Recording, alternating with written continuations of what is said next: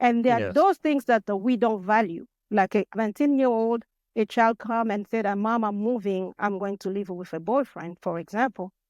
I cannot take such. First of all, you still minor, underage. You don't know how to take care of yourself. How you going to go live by yourself? And those are type of topics that parents have to be able to discuss with their children. When they think that they are mature, they can do whatever they want to. But in a reality, they cannot even manage their own bedroom, for example. And another hand, I will try to say this. Every rule has an exception. You find also the American house where a child is able to tell his parents, shut up. You have to be honest and tell our children that I cannot have a call from your school that you were disrespectful. Even if you were right, your teacher was wrong. It cannot happen. And it did not happen. I'm not just saying this because they are my children. And for those that know my children, they can testify.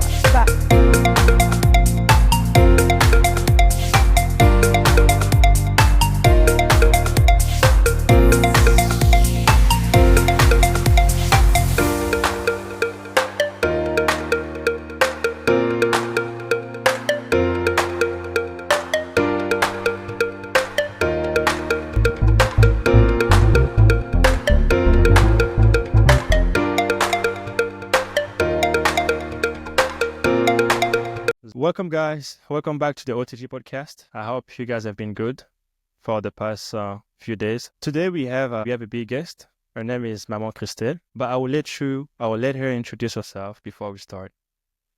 Bonjour, Maman Christelle. How you doing? I am doing good, Gracien. Thank you so much for having me on your podcast today.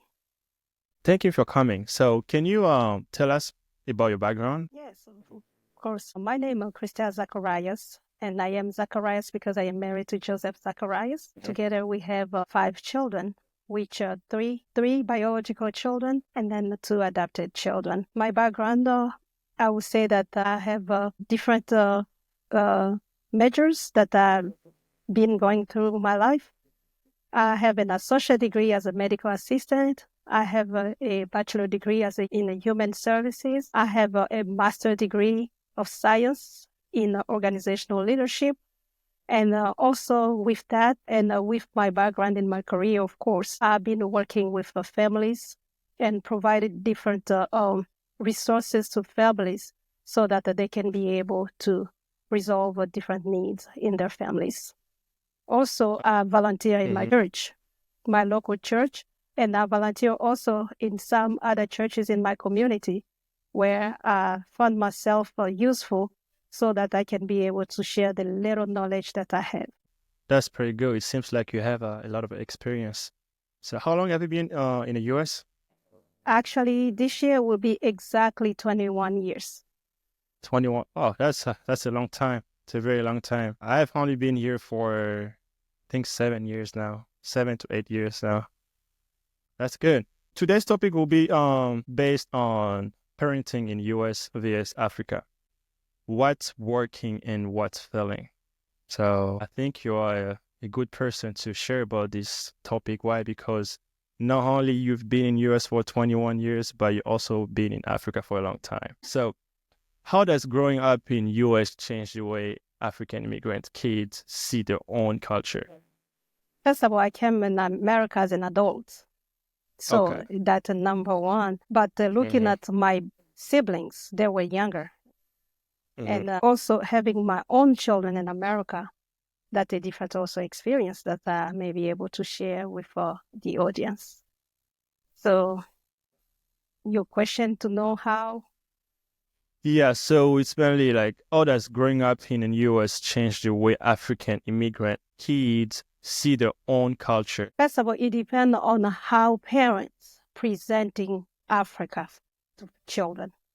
Because what is very important, it's a very, very rare for parents to be able to share their origins with their children who were born here.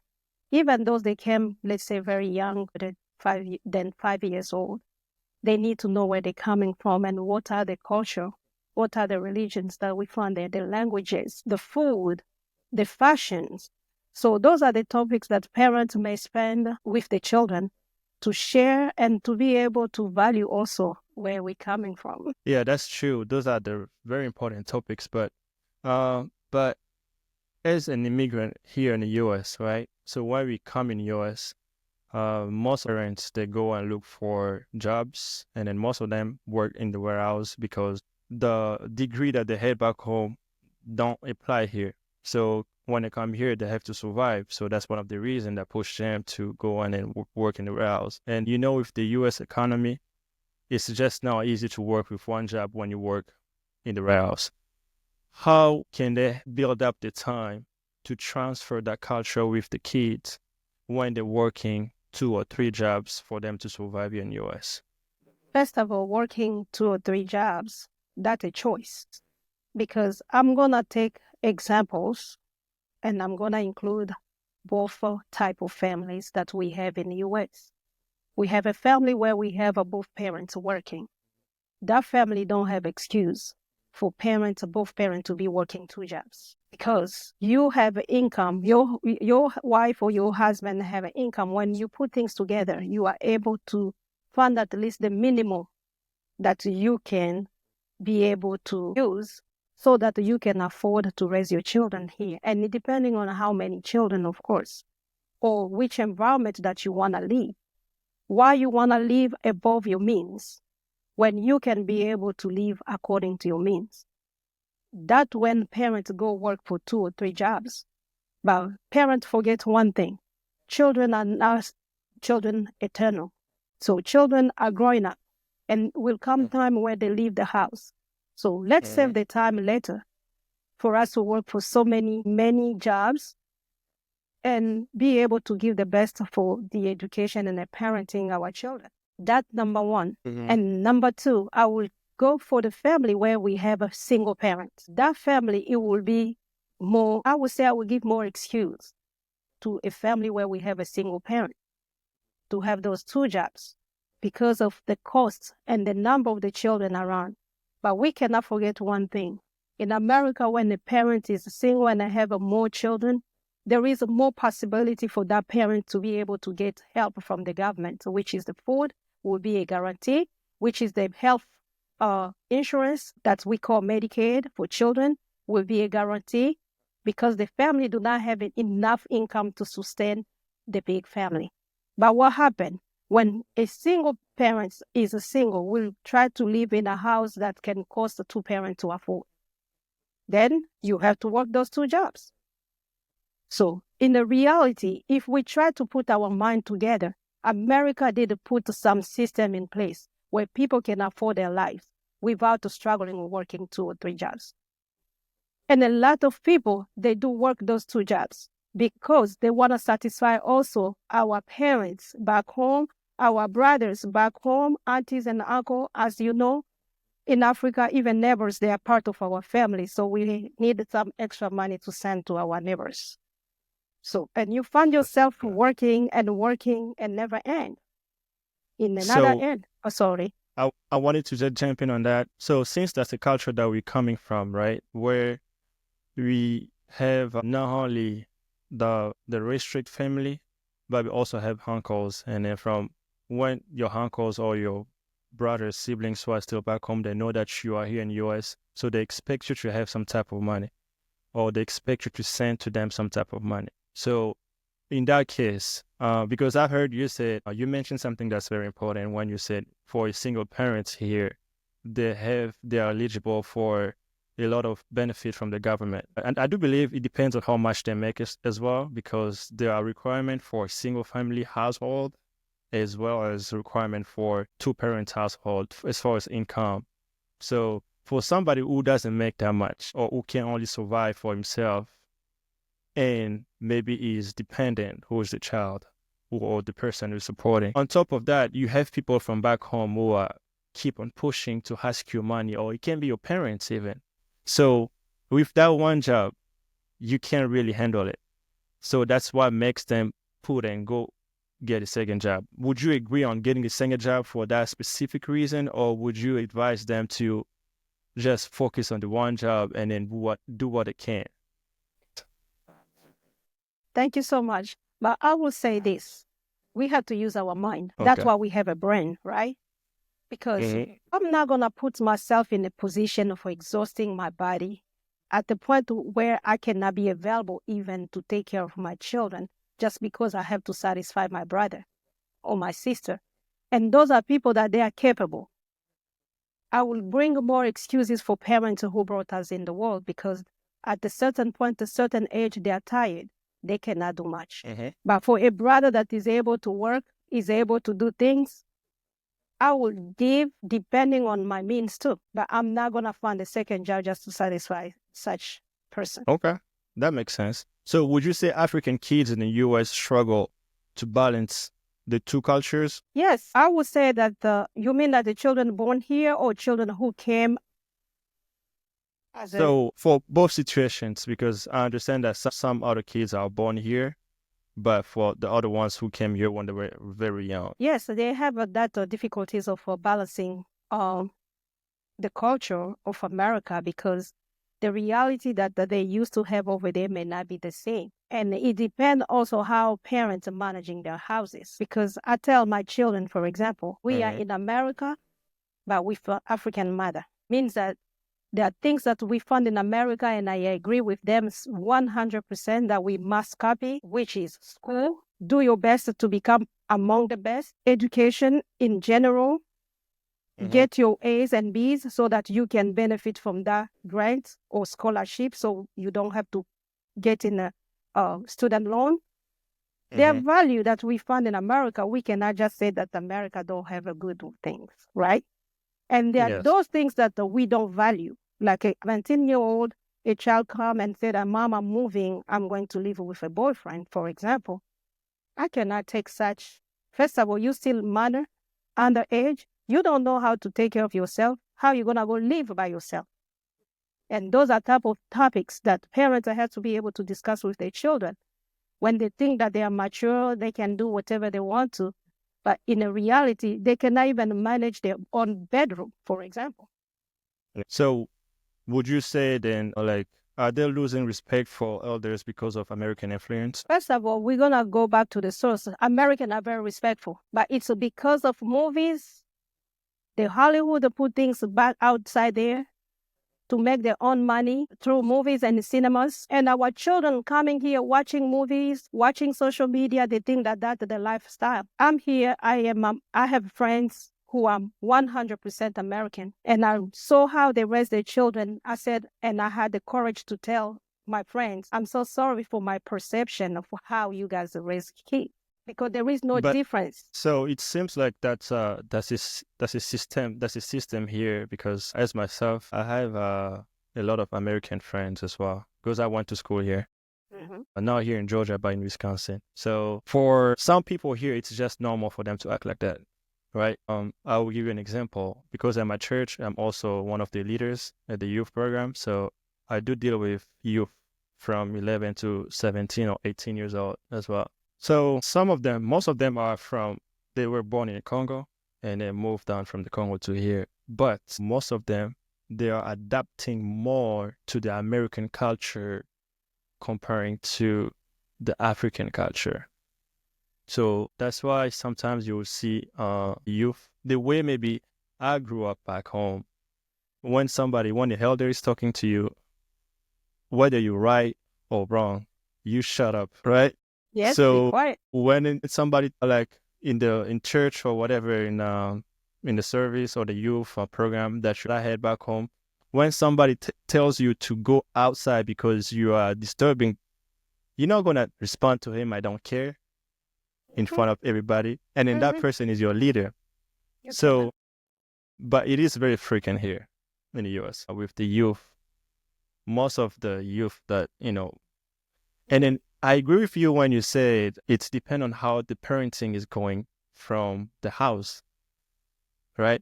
Because they're only showing what they're learning from home, and then they're showing that outside. So that is why I asked you that question, if the American culture, American influence, and then you responded that American is very respectful, right? I might not agree with that because... I have a hand on that because you did not let me finish my thought. I was just giving you an example. All right, I I'll let was you finish. giving you Sorry. an example of the way people have the perception of American that they're not respectful. It's because they Mm-hmm. watch a lot of movies. And I'm including those children, the youth of this generation. They are watching also the same movies, right? Mm-hmm. Because all of them, they have the same age. They are watching the same movies that the Hollywood putting outside there. And when a child will look at something in the social media and will copy it like if that's a lifestyle, right? But if Yes. I go to some of, like I gave you an example, I go to some of my friends, they are 100% American. And you see the way they are raising their children with, yes, ma'am, please, sorry, excuse me, can I have this, please? Would you give me this? So you see all those manners words appearing. And you are like, oh, wow, I did not know. So we judge them wrong. On another hand, I will try to say this. Every rule has an exception. You find also the American house where a child is able to tell his parents, shut up. And it's just normal. And like Yeah. nothing was happening. Because that's the language they use in a house. And for Yes. that, if you have a child who is between 10 years old and 15, they go in a house like that. Most of it, they're going to do what? They're going to just copy what the friend's house they are doing.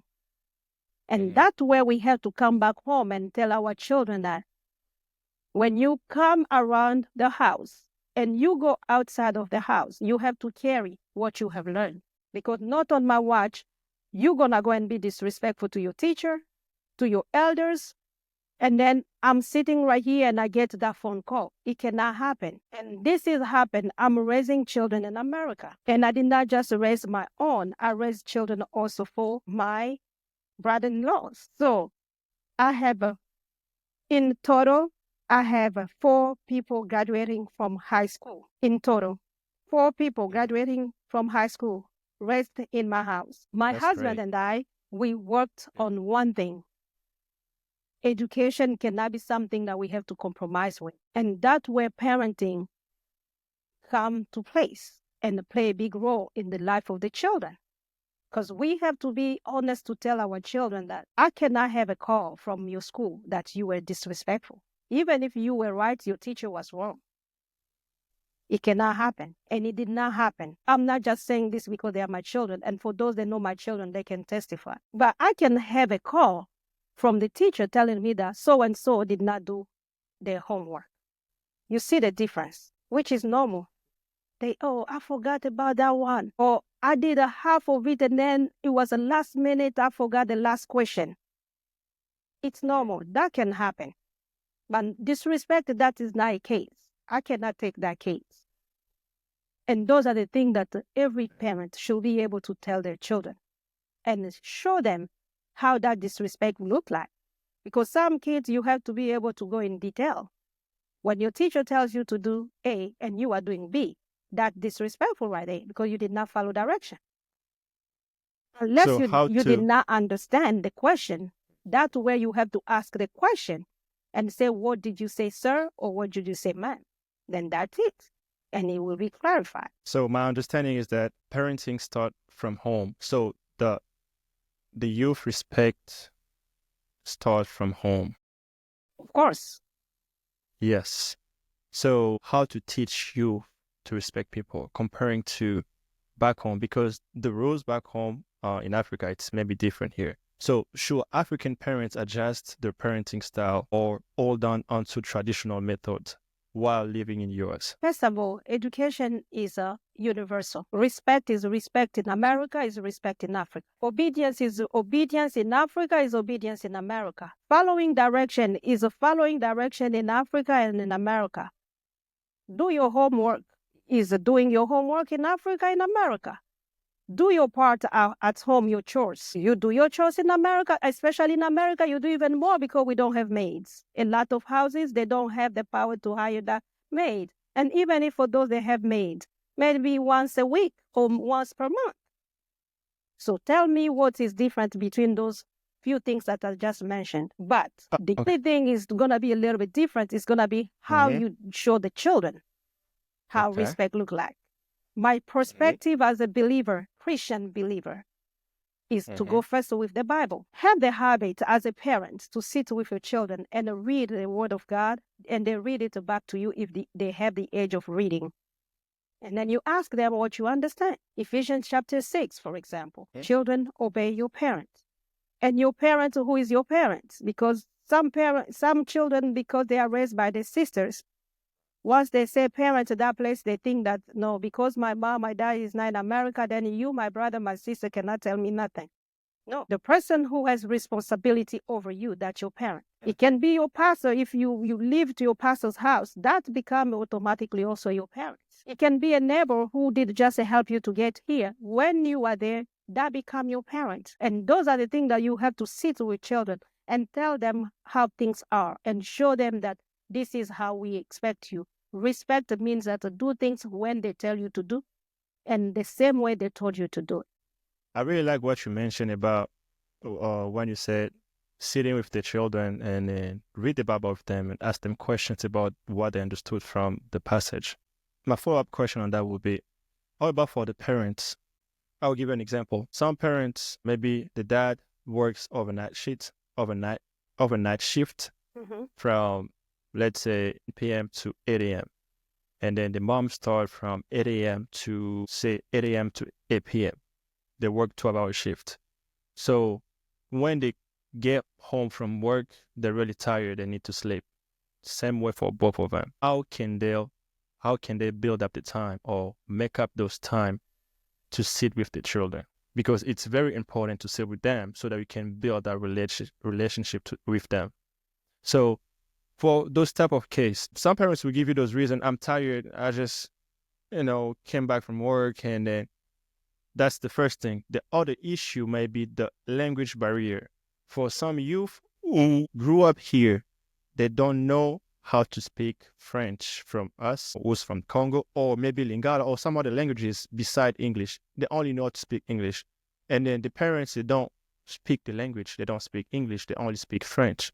How can they communicate? First of all, we have to be honest and say this.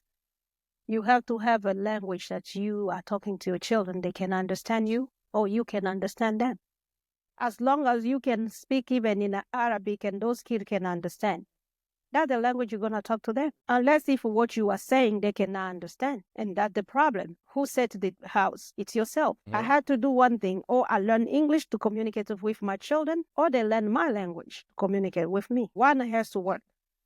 And we cannot go far away. We can look at our fellow Spanish. They speak that language as age 0 to whatever age when they get older. So what's wrong with us to make sure that our children are learning one of the languages that we're going to be able to communicate with them and to explain to them things well, especially when we are intervening in their education. So whose fault is that? Parents. Okay. Thank you. Parents need to make sure they establish a language where they can communicate with the youth. Yes. So my other concern was that because I spoke with a lot of different youth as well, sometimes youth will come to you and tell you, I cannot open up to my parents because my parents are so strict. So I don't want to tell them stuff. They won't understand me. And then don't you think that parents here, African parents, are so strict with children? I would say yes, because I grew up in a house where my parents were very strict. Can they change it? Because since they're so strict like this, it's pushing the youth to go off to their friends to get the advice that they should take from the parents. So what I would say, first of all, I'm going to go back for those parents, they work in a certain shift where they cannot be able to talk to their children. And responding and say this, parents, nobody else can raise your children as you can for yourself. Make time. Even if you work 12 shift hours, you have at least one day during the week, a day off, or you have some type of time that you are off that you can be able to make it a meal together as a family. And after a meal, be able to talk to children about the expectations of life. Start with the expectation of a house and make it the expectation of outside the world. That will help parents who work every day. And then to go back to what you just asked about the parent being very strict, I would say this, depending on the age, first of all, because we take a 50% on that. Why I say 50%? Being strict is very good Because some kids, they know the weaknesses of their parent, and they can use it as a weapon of doing any type of thing they want to do, their freedom. And the other side, some parents, they have to be also open to hear stories, because that's where children also go under depression, because nobody can be able to really, Talk to them. listen to them and talk to them about the reality of life. We are learning as we grow. Mm-hmm. So parents have to have that time to tell their children that everything will not going to be easy. You will go to some places where even if you are expecting A and B and C, somebody will say this is nothing, can be able to bring down your work. And be prepared mentally about that. If that child have learned that in their home, and when that thing gonna happen, we'll just remember my parents have told me about this. So I would say it's the 50%. Parents, you need to know your children, because you can have 6 children, but you have like a 3, they are very opposite from the others. Or maybe there are 2, once you tell them just to go, and they go. But you may have 2 others that you have to say, go, go, go. Then the 3rd time they go. So you need to know them. And those are the ones that you need to be more strict on them, because you need them to be lined up. So that means that African parents should adjust the way of parenting style. Exactly. Okay. So African parents out there, you just listen to Maman Christelle, make sure that you adjust your way of parenting, because they keep on running away from you to open up on things that they should have come and talk to you.